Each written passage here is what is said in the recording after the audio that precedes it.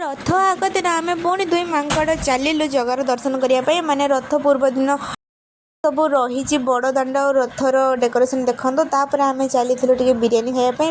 ଏ ମା କି ଲାଜ ତାଙ୍କର, ହେ ଭଗବାନ। ଆମେ ଆସିଛୁ କୁଆଡ଼େ ବିରିୟାନୀ ଖାଇବା ପାଇଁ। ମାନେ ମନ୍ଦିର ଦର୍ଶନ କରିସାରିକି ଆମେ ଆସିଛୁ ବିରିୟାନୀ ଖାଇବା ପାଇଁ। ଆମର ପୁଣ୍ୟବନ୍ତ ଲୋକ ଆଉ କେହି ଅଛନ୍ତି? ହେଇ କହନ୍ତି ହେଇ ବୟସ ଏମିତି କେହି ଅଛନ୍ତି ଯିଏ ମୋ ସହ ବିରିୟାନୀ ଖାଇବ ବାସ୍ ପେମେଣ୍ଟ ଦେବ। ଯିଏ ମୋ ସହିତ ବିରିୟାନୀ ଖାଇବ ବାସ୍ ଖାଲି ପେମେଣ୍ଟ।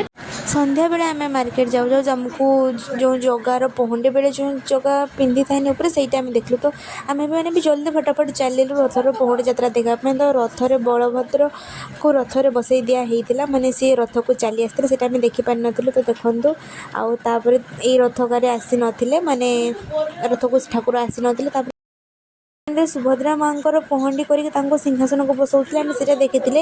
କେମିତି ପହଣ୍ଡି କରିକି ଆଣିଥିଲେ ସେଇଟା ଦେଖିନଥିଲା। ତ ତାପରେ ଆମେ ଜଗାକୁ ଦେଖିବା ପାଇଁ ଚାଲିଲେ, ମାନେ ଜଗାର ପହଣ୍ଡି ଯାତ୍ରା କେମିତି ହେଉଛି। ତ ଦେଖନ୍ତୁ ମାନେ ମନ୍ଦିର ସାମ୍ନାରେ କେତିକି ଭିଡ଼ ହେଇଛି, ଟିକେ ଛିଡ଼ା ହେବା ପାଇଁ ଜାଗା ନାହିଁ। ଆଉ ତ ଜଗାକୁ ଦେଖିବା ବହୁତ କଷ୍ଟ। ତ ଏଇଠି ଫାଇନାଲି ଜଗା ମନ୍ଦିରରୁ ବାହାରି ଆସିଥିଲା, ତା'ର ପହଣ୍ଡି ଯାତ୍ରା ଷ୍ଟାର୍ଟ ହେଇଯାଇଥିଲା। ମୁଁ ତ କେବେ ବି ପହଣ୍ଡି ଯାତ୍ରା ଜଗାର ଦେଖିନଥିଲି, ଏଇଟା ମୋର ଫାଷ୍ଟ ହିଁ। ଆଉ ଏତେ ଭିଡ଼ରେ କ'ଣ କହିବି, ଅବସ୍ଥା ପୁରା ଖରାପ ହେଇଗଲା। କିନ୍ତୁ ଫାଇନାଲି ଜଗାର ଦର୍ଶନ ହେଇଗଲା ପହଣ୍ଡି ଯାତ୍ରା। ମାନେ ମୁଁ ଦେଖିଦେଲି ସେ କେମିତି ପହଣ୍ଡି କରି କରି ରଥକୁ ଆସୁଛି। ଆଉ ଭିଡ଼ ଦେଖନ୍ତୁ, ଭିଡ଼ କେମିତି ରହିଛି ରଥ ପାଖରେ, ଭିଡ଼ ହେ ଭଗବାନ। ତାପରେ ପହଣ୍ଡି ସରିଲା ପରେ ଆମେ ରଥ ଉପରେ ଟିକେ ବୁଲି ଦେଇଥିଲୁ, ମାନେ ତିନିଟା ସାରା ରଥକୁ ବୁଲି ଦେଇଥିଲୁ। ଆଉ ଜଗାକୁ ରଥକୁ ଉଠି ନଥିଲା, ତ ଆମର ଲେଟ୍ ହେଲା, ସେଥିପାଇଁ ଆମେ ପଳେଇ ଆସିଲୁ। ତ ଜଗାର ଲୁକ୍ କିଛି ଏମିତି ଥିଲା, କେତେ ସୁନ୍ଦର ଦେଖାଯାଉଛି ଜଗା।